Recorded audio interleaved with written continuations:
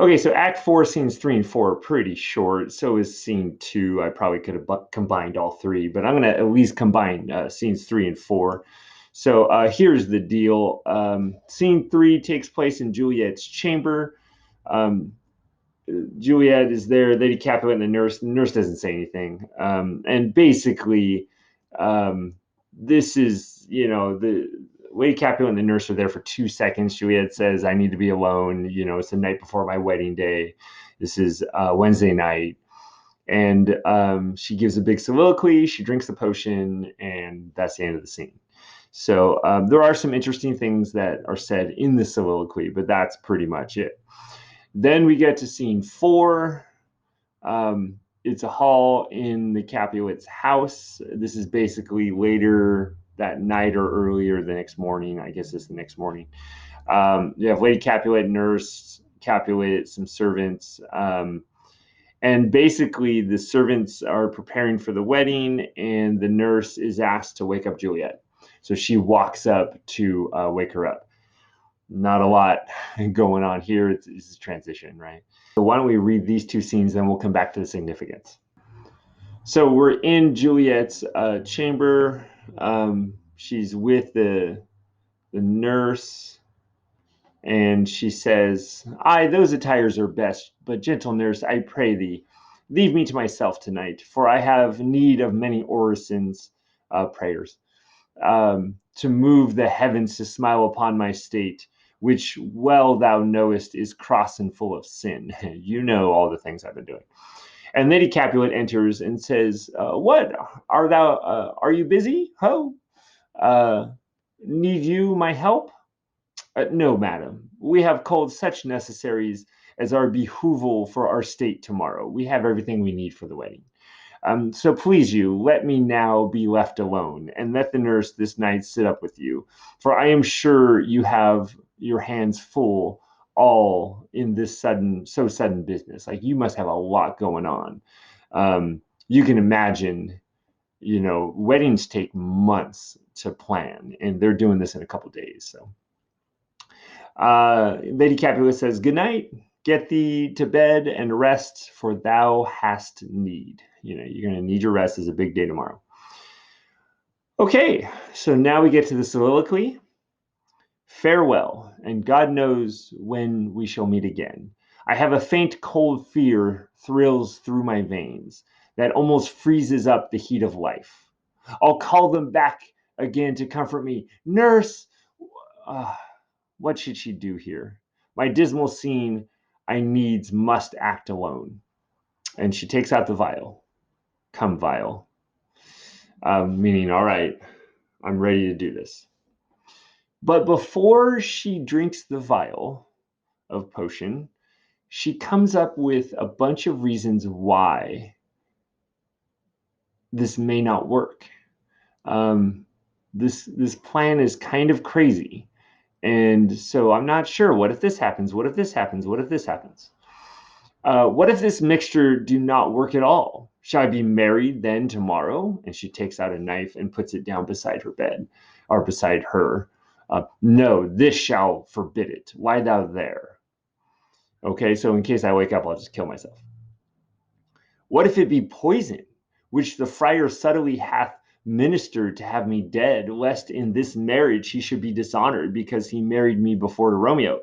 That's an interesting thought. What if he's actually trying to kill me because he knows if it gets out that I was married to Romeo by him, he's going to be dishonored. So maybe he's just trying to get rid of the evidence at this point. I mean, that would be smart of the friar, but well, okay. He shouldn't kill her. That would be murder. Don't do that.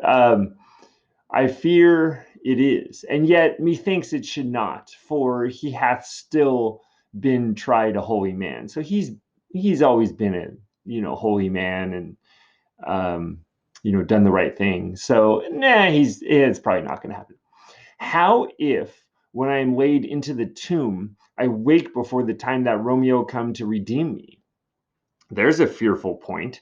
"Shall I not then be stifled in the vault, to whose foul mouth no healthsome air breathes in, and there die strangled ere my Romeo comes?" That's an interesting idea. She's saying there's no air, but if that were the case, wouldn't she die a lot sooner? Because she's going to be there for a few days. So if that's her concern, it really doesn't make any difference how quickly Romeo gets there. But okay. Or if I live, is it not very like the horrible conceit of death and night together with the terror of the place, as in a vault, an ancient receptacle where for this many hundred years the bones of all my buried ancestors are packed, where bloody Tybalt, yet but green in earth, lies festering in his shroud, where, as they say, at some hours in the night spirits resort? Alack, alack, is it not like that I, so early waking, what with loathsome smells and shrieks like mandrakes torn out of the earth, that living mortals hearing them run mad? Or if I wake, shall I not be distraught, environed ed, with all these hideous fears, and madly play with my forefather's joints, and pluck the mangled Tybalt from his shroud, and in this rage, with some great kinsman's bone, as with a club, dash out my desperate brains? Okay, that's a lot going on there. So, first of all, it's a horrifying place. And if I should wake up before Romeo comes, I'm going to notice all my ancestors buried there. And Tybalt has only been dead a few days, so he's but green in earth, which means he's newly buried there, and he's lying there in his shroud. So his body's going to be displayed, festering. Kind of nasty. Maybe some worms are eating him. Um, and I'm gonna smell all the horrible things in there. Um, Living mortals hearing them shall run mad. She's gonna hear things that'll make her crazy. Or if I awake, shall I not be distraught with how horrible the environment is, and madly play with my forefather's joints and pluck the mangled Tybalt from his shroud? So I'm gonna go insane, take Tybalt out of his grave, play with all the bones of my dead ancestors, and with some great kinsman's bone, uh, use it as a club and bash my brains in until I'm dead. Juliet has quite the imagination. You imagine that's what's going to happen if you wake up early? Wow, you should write a play. Oh, look, methinks I see my cousin's ghost. Oh, hey, Tybalt, what's up? I'll see you soon. Seeking out Romeo that did spit his body upon thy rapier's point. Stay, Tybalt, stay. Romeo, Romeo, Romeo. Oh no, he's looking for you. Right. So she takes the vial. Here's drink. I drink to thee. I drink to you, Tybalt or Romeo or whoever. And she drinks, and she falls upon the bed within the curtains. She has a princess bed, so there's curtains, like a four-poster bed, and she has curtains all around. So she's inside the curtains. So, scene 4, enter Lady Capulet and the nurse. Lady Capulet tells the nurse, "Hold, take these keys and fetch more spices, nurse." The nurse says, "Well, they call for dates and quinces in the pastry." Enter old Capulet. That's just Capulet. "Come, stir, stir, the second cock hath crowed, rooster.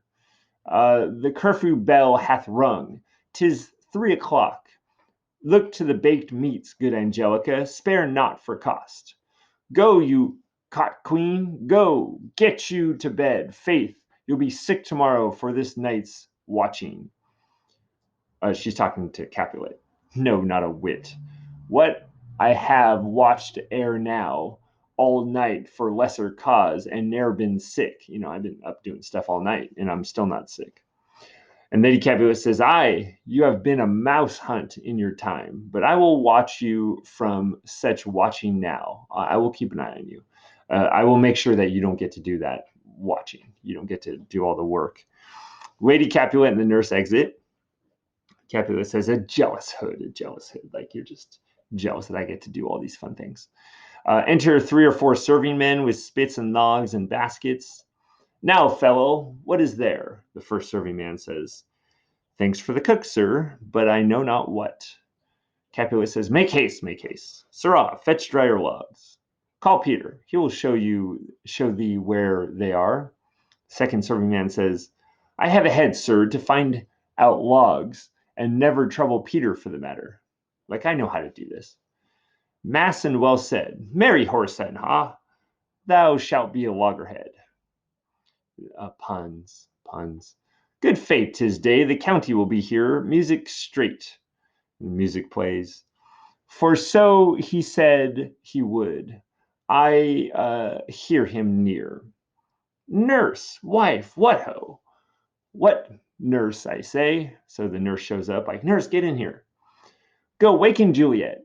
Go and trim her up. I'll go and chat with Paris. Hi, make haste. Make haste. The bridegroom, he is come already. Make haste, I say. Okay.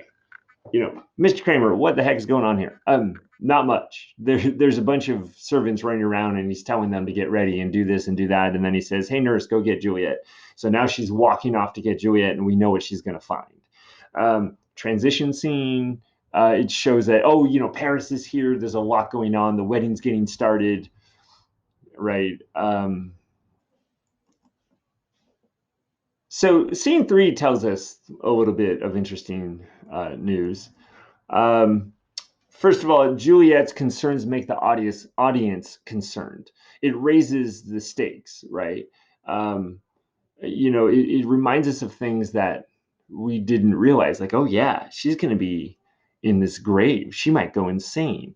What if Romeo doesn't show up in time? What if the friar's trying to kill her? So now we're going into her drinking the potion with even more anxiety. It's making us even more concerned. It's creating more conflict, right?